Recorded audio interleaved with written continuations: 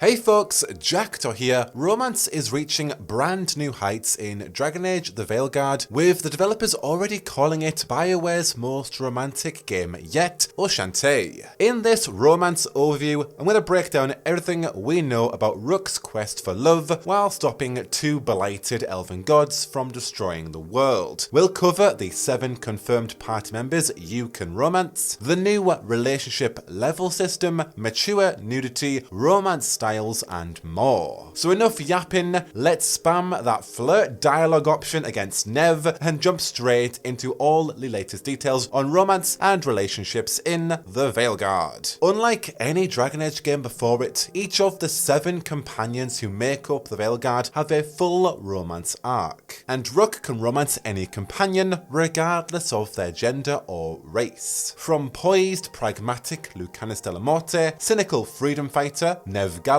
scholarly Emmerich Volcarin, friendly Lace Harding, the charming Davrin, to creative Bellara Lutara, and to the well-connected Tash. BioWare claims that each of our 7 companions embody the studio's finest writing and deepest character arcs to date. Now, I need to state that BioWare have confirmed that Emmerich's skeleton companion, Manfred, is unfortunately not kissable or romanceable in any degree. However, the developers did hint at the possibility of other skeletons being romanceable, so keep your lips perched just in case for any other undead skellies walking around. Game director Corinne Bush confirmed that all companions in the game are specifically pansexual, and this will become clear as we learn about their backstories and interact with them further. Bush explained that their past experiences or past partners will be referenced, highlighting who they might become romantic with. For example, if a straight male character chose not to pursue a romance with Scout Harding, how dare they? Harding might actually then get together with Tash. The player's identity doesn't affect the companions' identities, which is strongly emphasized. Now, romance options are going to be available pretty early in the game as players recruit all 7 companions during the first act. However, Bush noted that deeper romantic commitments and more intense scenes will develop later in the game, pretty much like the original Dragon Age games as well as Baldur's Gate 3. And speaking of Baldur's Gate 3, addressing the nature of sex scenes in the Veilguard, Bush stated that while some scenes in Baldur's Gate 3, like the Daddy Halcyon bear scene, were shocking and comical, the Veilguard aims for more relatable and fully realised romantic interactions. The explicitness of these romance scenes will vary between characters, reflecting their own diverse personalities. Some will be more physical and aggressive, while others, for example Emmerich, our gentleman necromancer, will be more intimate and sensual. Equally, some characters are straightforward in their romantic pursuits, while others are more awkward and inexperienced. Companions may develop romantic relationships with each other, potentially affecting their availability for romance with Rook. This isn't currently known when they will develop and to what extent it locks Rook out of.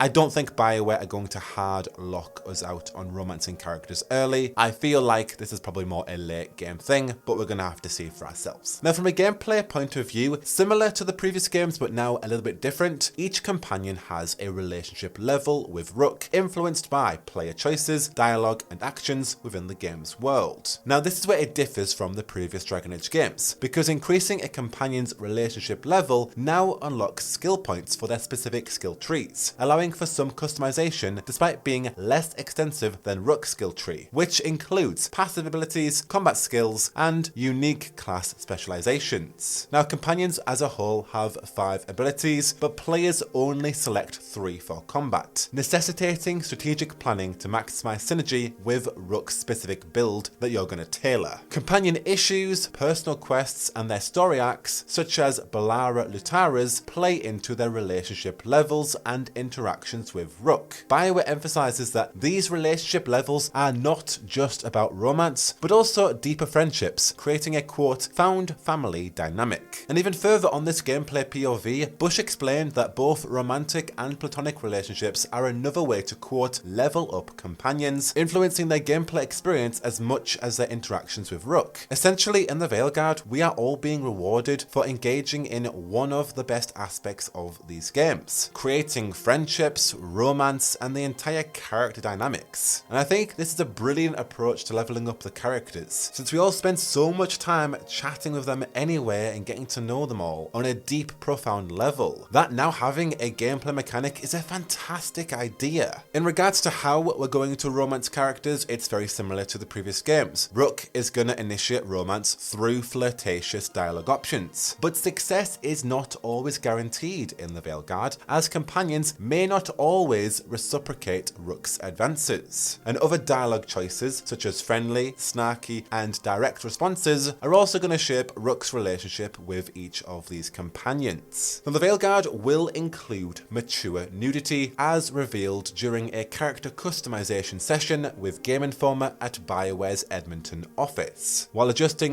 body options for a feminine Rook, the character's shirt was removed and their chest size was customizable. Corin Bush confirmed that Veilguard is a mature role-playing game, further suggesting that nudity is going to play a role in the game's romance scenes. And so, while the character creator showed the explicitness of nudity, Veilguard promises to feature the series' most daring romantic scenes yet, all the more enhanced by the Frostbite engine's visual capabilities 10 years since Inquisition. And that's pretty much everything we know so far about romance and relationships in Dragon Age the Veilguard. I can already imagine a loving, heartwarming relationship with Scout Harding that will be so endearing and so cute. The perfect romance tale. Whereas I'm imagining things may get a bit more wild and intense with Lucanus or Tash, for instance. We're gonna have to wait and see how these romance scenes play out when we inevitably flirt and cultivate relationships with each of these companions. I'm really excited to hear about the growth of romance in the Veilguard. Characters and relationship dynamics are the reasons I play these games, so to hear that BioWare believes that they have created the best character arc so far really excites me. I'm not that bothered about romance scenes, I care more about the romantic journey itself, the cute dates, getting to know each other and how that culminates in that scene, but for me it's all about these characters, and I cannot wait to learn more about Nev, Balara, Harding, Tash, Lucanus. Honestly, I want to romance all of them on my first playthrough, but it seems like we can only romance one at a time. Regardless, let me know who you've got the hots for so far and what sort of romance you are expecting from your preferred character. I'd love to hear your thoughts down below, but of course, until the next one, you are already in the right place for the latest on Dragon Age the Veilguard. I've been Jackdaw, and I should go whoa, whoa, whoa, whoa, whoa, whoa, whoa, whoa.